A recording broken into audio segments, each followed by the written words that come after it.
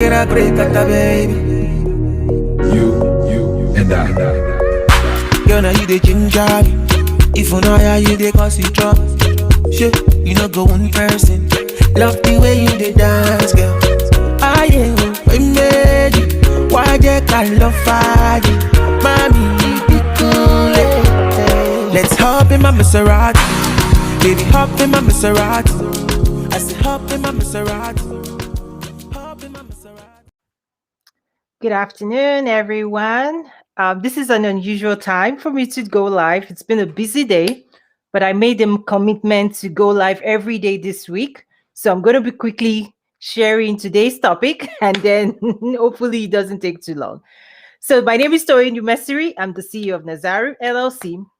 And today I want to talk about connecting African markets and stakeholders to global and regional opportunities. So yes, Nazaru, a lot of times people reach out and ask questions like, what do you do?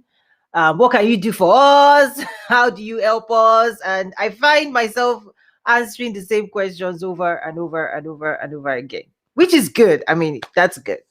But this is an opportunity again to answer the questions. And I know it's not going to be the last time. So basically, it's just sharing who we are, what we do, and how we arrived here. So basically, part of the journey has been, I hope you can hear me. So if you're online, do drop a comment and let's make this interactive. But if not, those watching replay, leave a comment as well, send a DM if you have any other questions.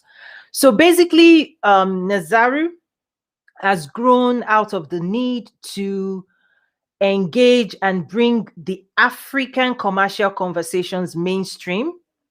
What I mean by that is that when you look at data, all the data coming out, from World Bank, IMF, and all of the activities, whether it's population growth, technology adoption, all of those things, you realize that this is a region of the world where stakeholders with the AFCFTA, African Continental Free Trade Agreement, there's a lot of commercial activities emerging on the continent, and it's just really at the very beginning.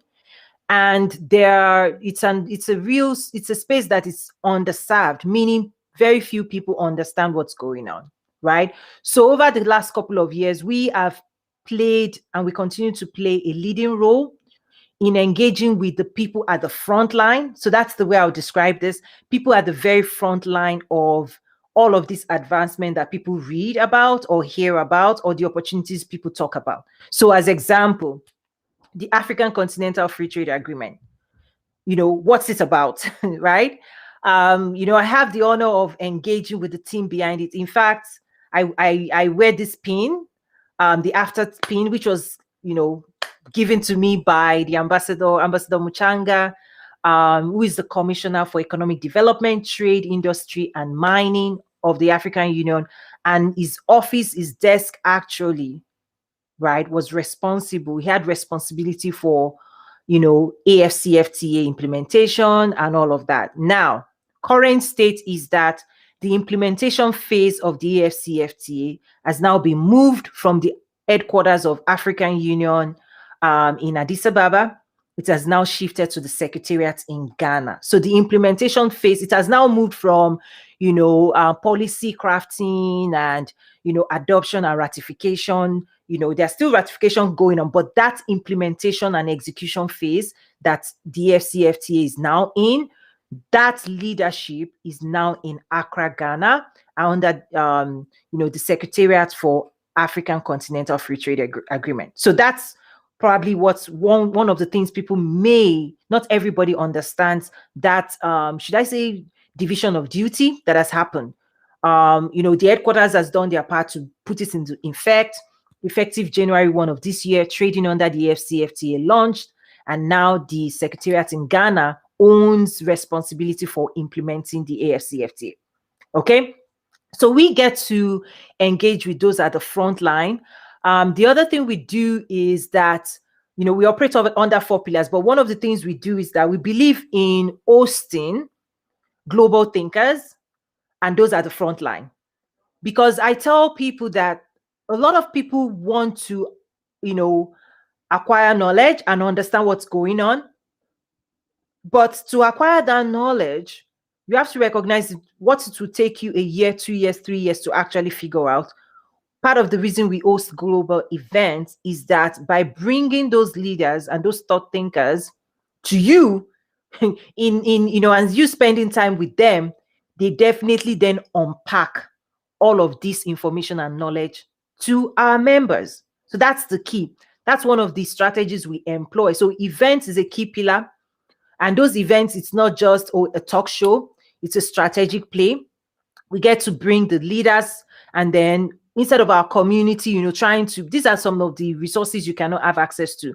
So instead of our community, the people we serve, instead of them looking for this AFCFT information, Prosper Africa information, like what's going on, we have the honor of bringing all of that expertise on behalf of our community together. So that's one area that we operate in.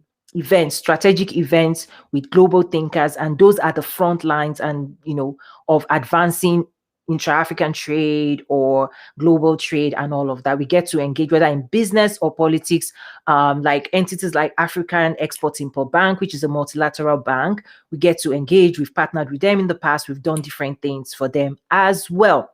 So those are the benefits that our members take advantage of.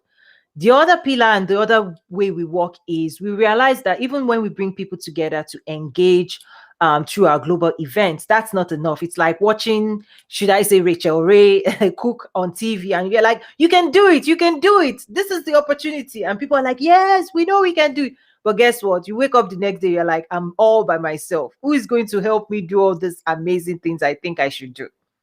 Because we recognize that we do offer knowledge, we have a knowledge repository and content. You can go in and just type AFCFT and you see this abundance of information and resources and all of that.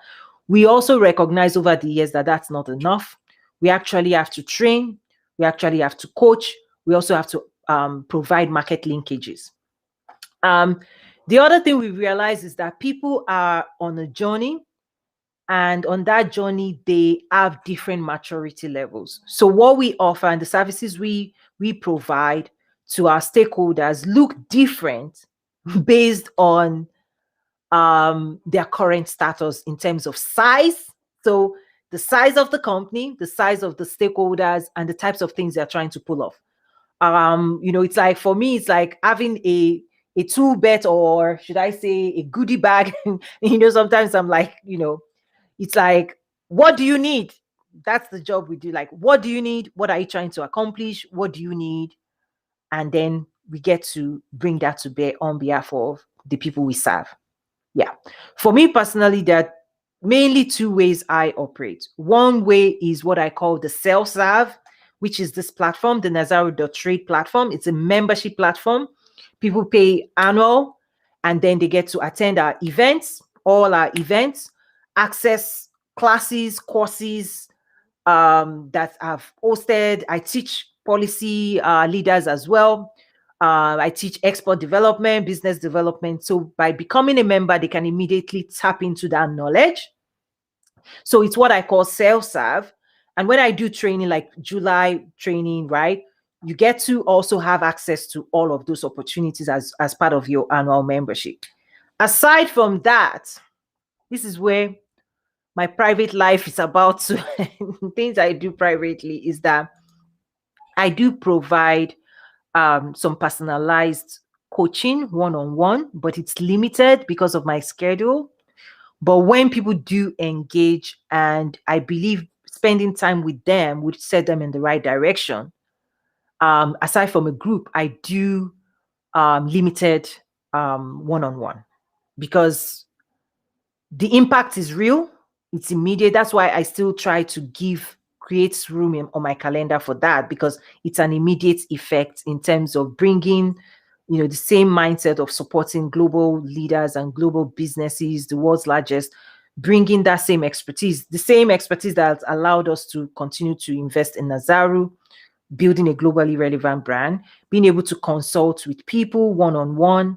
So I that's something I've had to prioritize. And for those who have followed me for years, you realize, you remember the end of last year, I shared that I was going to start creating more room for this on my calendar. Before COVID, you wouldn't find me doing this because I was just doing my own thing, right? Creating my lipstick line, my own beauty products, and doing my own thing.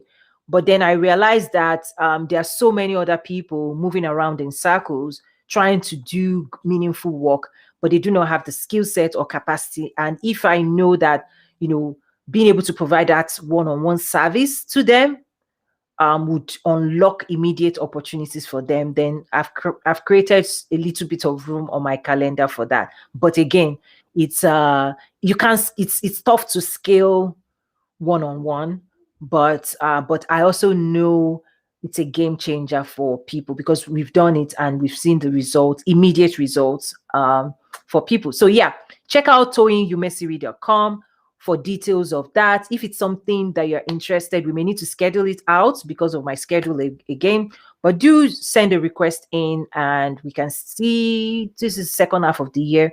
We can definitely see how soon I might be able to get you in. And the sooner you do that, the better, because there are actually some executive program teaching coming up later this fall. So I'm having to, shift my calendar. But for me, first is to commit and then to make room. That's the approach I take on that. But this platform is a simplification. It's a group self-serve. When I'm coaching, when I'm teaching, it's in group. Everybody gets to meet each other, connect with each other, and it's a time saver for me. It's a big time saver for everybody. But the one-on-one, again, limited opportunity with those who want to commit one-on-one coaching or consulting with myself. Other than that, there's a group platform where we do magic happens here. There are some incredible people. It's a platform where there are political leaders, trade experts, policy, diaspora, exporters, investors. It's when COVID happened and we all moved online, we moved here. There's some incredible people, people at the leading front. We're hosting retail in Africa, and we already have leaders in that space. Like Jumia is already there.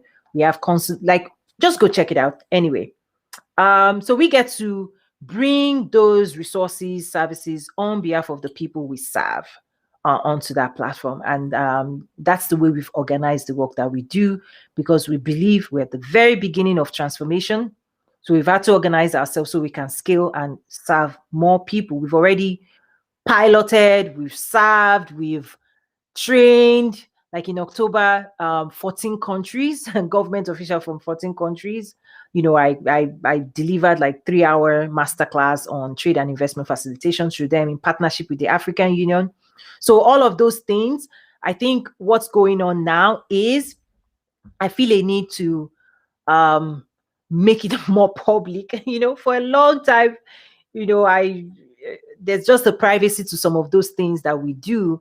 But I'm realizing that because we don't talk about it publicly, people don't even, trade with Africa, that's what people know. Like, trade with Africa, Nazar. Trade with Africa. I'm like, yeah, but, we do offer A, B, C, D, E. And they're like, oh, okay. Yeah. So anyway, that's why this is so important, to continue to educate our community in terms of the support and services that is in place for you. I get to do my own thing. I don't talk about that too much. My skincare, all of those things, we get to do that. We get to support clients that reach out, make connections for them, all of that. But I know that there's a whole lot more of you out there that totally need this. Go check out nazaru.trade and then email me if you have any questions. So that's it for today. I fulfilled my commitment, my commitment to show up here. I know my husband was like, are you going to do this every day? I was like, I don't know what. I committed. And if I'm committing, I want to pull it off. Even if it's 5-10 minutes, I want to say, yes, I did what I said I was going to do.